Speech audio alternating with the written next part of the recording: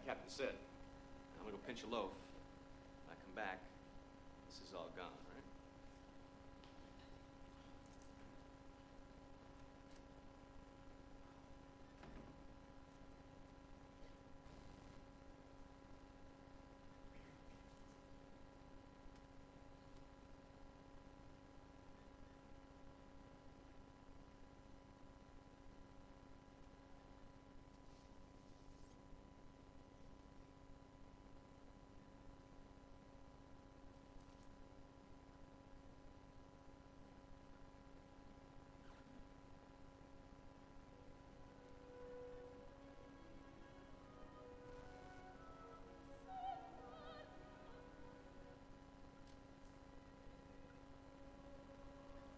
Andy, do you hear that?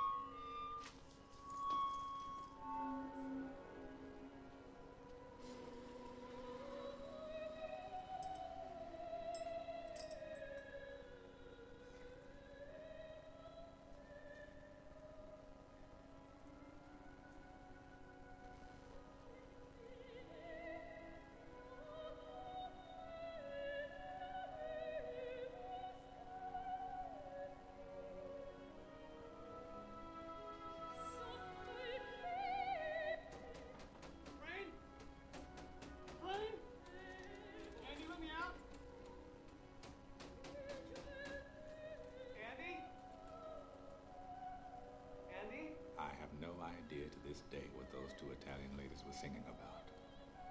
Truth is, I don't want to know. Some things are best left unsaid. I like to think they were singing about something so beautiful it can't be expressed in words and makes your heart ache because of it.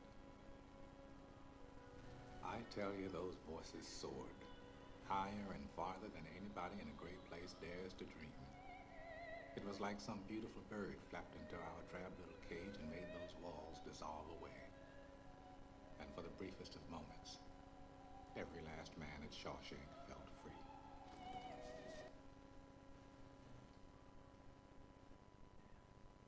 Yeah, that was taken from the Shawshank Redemption.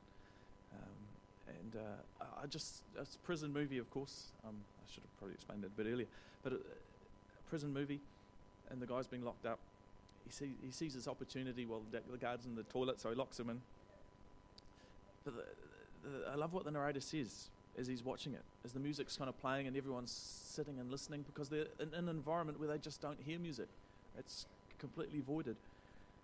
And he says it's almost like some beautiful bird entered the prison and dissolved the walls. And for one moment, every single person at Shawshank felt as if they were free. They don't even understand what the words are saying, but they have this sense of this being transcended above their situation. And I thought, well, isn't it really interesting in that clip? Did you notice that everyone sitting in the or standing in the field there, and they're all just like all looking together? Music creates a shared experience, which kind of leads me to my third point. Singing not only affects us emotionally, but singing draws us together. As members of one body, we're called to live in peace, Paul says. And I was listening to this speaker recently who was talking about the way we do music in church. As he said, you'll have to get this, it's a culturally subversive act of mutual submission. That's impressive. Sounds a bit more intense than it is, but first of all, singing though, it says singing is mutual submission. You know, as participants in worship, we kind of have to join together to pull off the tempo. We have to work to the tempo. We have to work in time. We have to sing at the right kind of level. For those who are skilled enough to do harmonies, we can kind of we try and put harmonies into fit. And we do all this to work together, to lift in singing and worship in church. We do this to lift our praises to God. And I'll probably try this with you guys too. This Amazing Grace. If I started off for you guys. Amazing grace.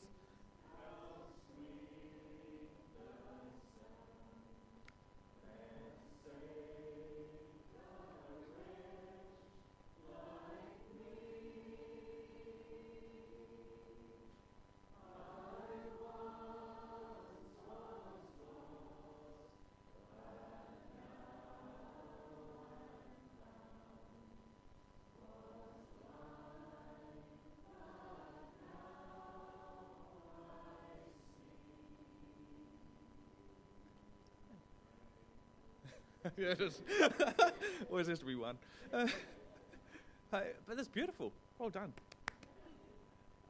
If we want to sing together, we've got to work together, don't we?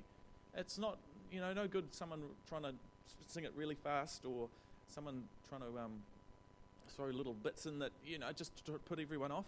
I mean, if we're going to sing together, we actually need to be together. It's not so much our it's not so much my voice as it becomes our voice, doesn't it?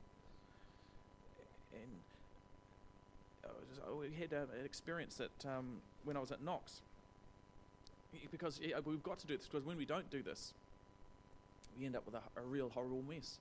And I was at Knox and it was a worship time, and we're at the chapel there, which is almost kind of Anglican looking thing. You're kind of facing each other, a bit like a rugby field, And so, we had one lady there who was leading us in a song, a hymn, and she knew how it was supposed to go, and so she was singing it the way it was supposed to go.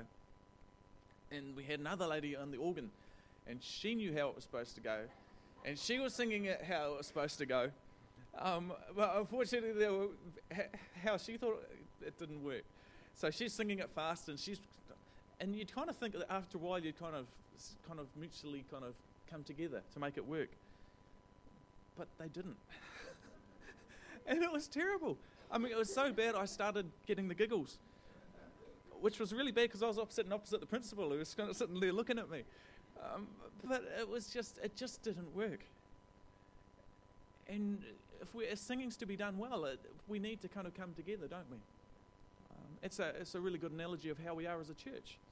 If we're to live like Jesus has called us to live, we need to, we're not all the same. Some have got harmonies, some have got high baritones and altos, and we've got all these different types of gifts and skills, but we've got to meld it together. And so, what's the word I used? Mutual submission, that's right. So we've got to be in mutual submission. But when we do this, of course, it means that our worship's culturally subversive too.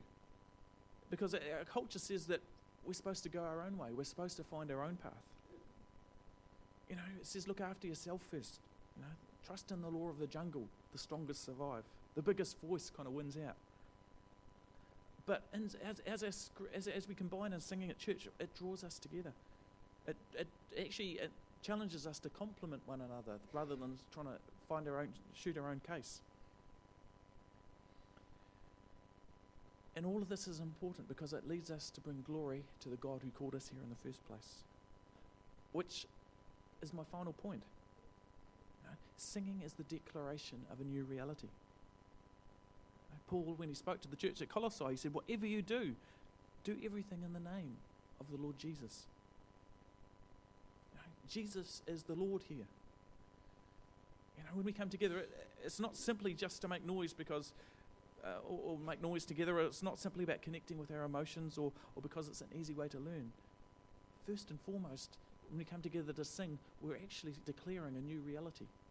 This reality that Jesus Christ is Lord. And it's so important that we come together and do this because we live in a world which, to a large degree, doesn't agree with us. They don't agree that Jesus is Lord.